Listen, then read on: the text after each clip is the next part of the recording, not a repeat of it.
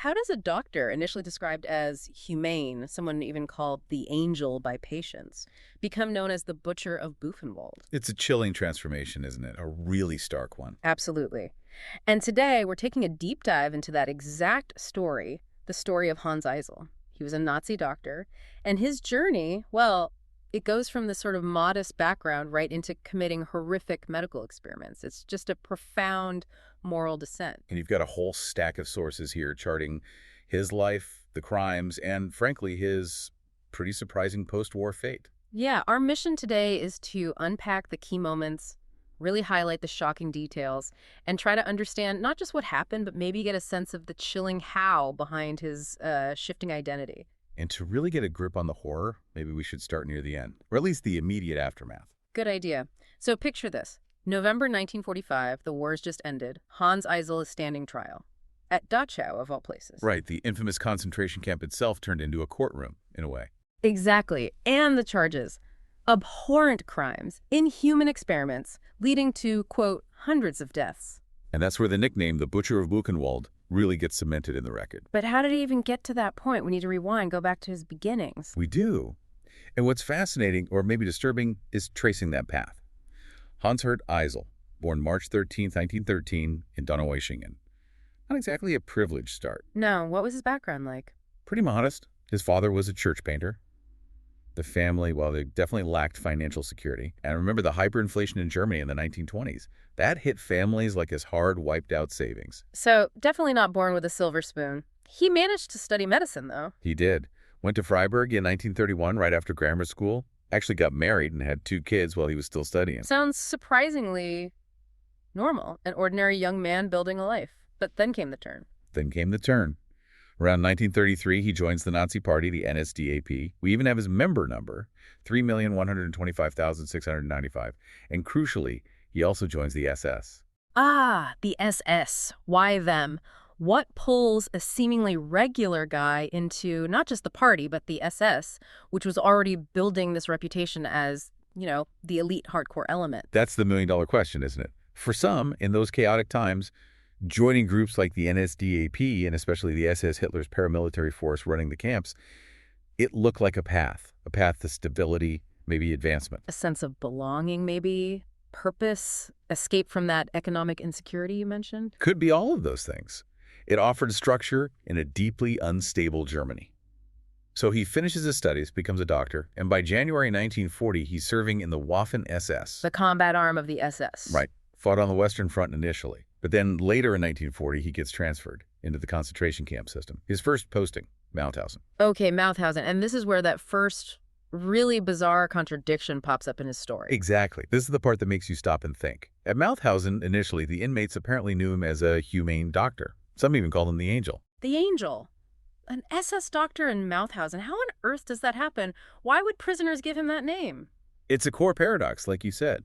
The sources suggest that at Mauthausen, he wasn't like the others. He didn't seem to be doing medical experiments there, didn't join in the guards' usual cruelty.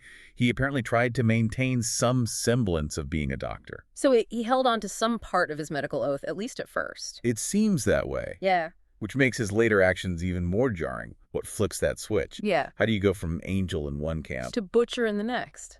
It's deeply unsettling. And that next step, that turning point, seems to be his transfer to Buchenwald in February 1941. Yes. Buchenwald wasn't just another camp. It was under Commandant Karl Koch, a man who ruled by sheer terror. And Eisele wasn't alone there in terms of infamous figures? Not at all. Yeah. He was there with people like Waldemar Hoven, another camp doctor involved in atrocities, Martin Sommer, a notoriously sadistic guard, and Ilse Koch, the commandant's wife. Ah, the bitch of Buchenwald. Known for corruption, cruelty, those lampshades, just pure depravity. Exactly. So you have this environment. Mauthausen might have allowed Eisele some space to be humane, but Buchenwald, under Koch, alongside people like that, it was a different moral universe, or maybe a moral vacuum. An ecosystem of evil, almost, where survival or maybe ambition meant shedding any remaining humanity. It certainly seems that way. The pressure to conform, to participate in that level of depravity, must have been immense. And the sources are clear. At Buchenwald, Eisele got involved in, well, darker activities, medical experimentation. What kind of things are we talking about specifically? The details are important, however grim. They are grim. Conducting surgery with no anesthesia. Patients obviously died. He was directly responsible for murdering over 300 inmates with tuberculosis fatal injections disguised as research. Just murder under the guise of medicine. Yes, and personal abuse too. Torturing prisoners. It was these acts, this pattern of brutality at Buchenwald, that earned him that name, the Butcher. And some of these experiments happened at a specific place within Buchenwald. Yes, the Hygiene Institute of the Waffen-SS, located right there in the camp, was a site for some of this so-called medical research. The transformation seems complete by this point, from a hint of compassion to monstrous cruelty. And his career in atrocity didn't stop at Buchenwald, did it? No, it continued. August 41, transferred to Natzweiler-Struthof. June 42, SS Hospital in Prague. Then a stint on the Eastern Front until February 45 with the Das Reich Division as a combat doctor. And his final posting? Back into the camp system, Dachau. Serving as camp doctor under Chief Dr. Fritz Hintermeyer. And what rank was Hintermeyer, just for context? He was an SS Obersturmführer, roughly a first lieutenant. Okay. And Eisele at Dachau, same pattern? The same horrific pattern. Continued abuse, providing almost no real medical care to starving prisoners, and more medical experiments. What kind this time?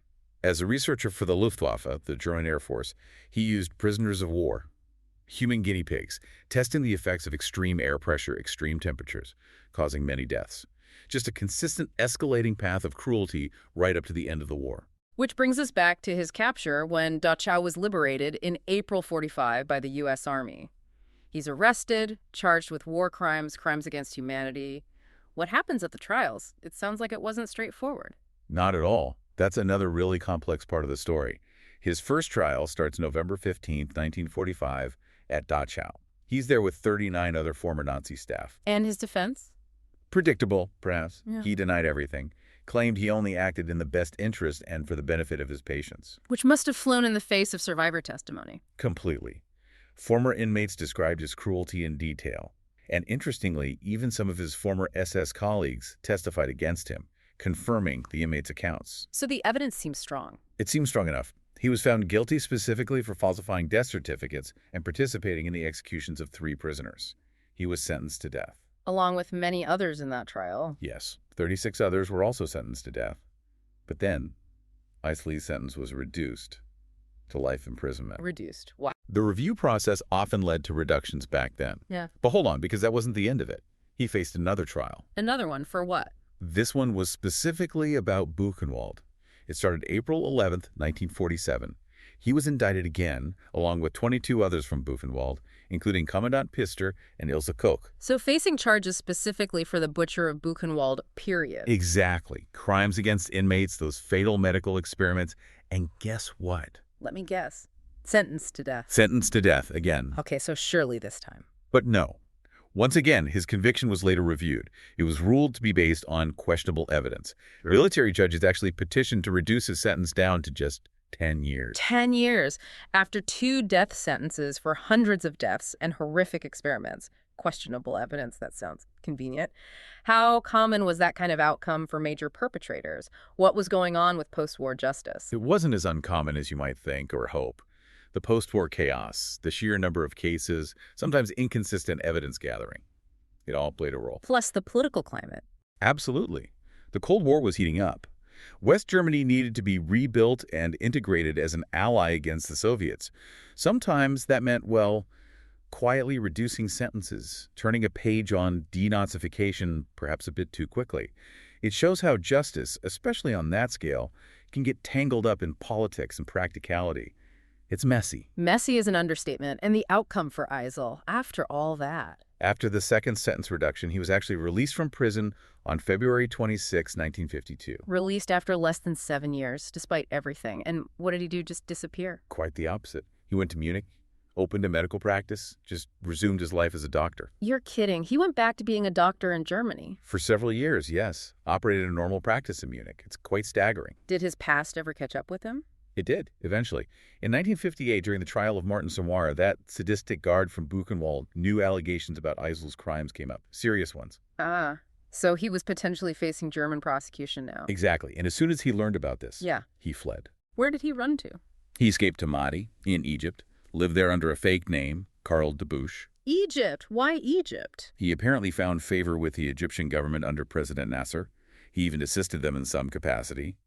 Germany requested his extradition, but Nasser refused. So he found sanctuary there. Any attempts to bring him to justice after that? Well, not official justice. The Israeli Mossad tried.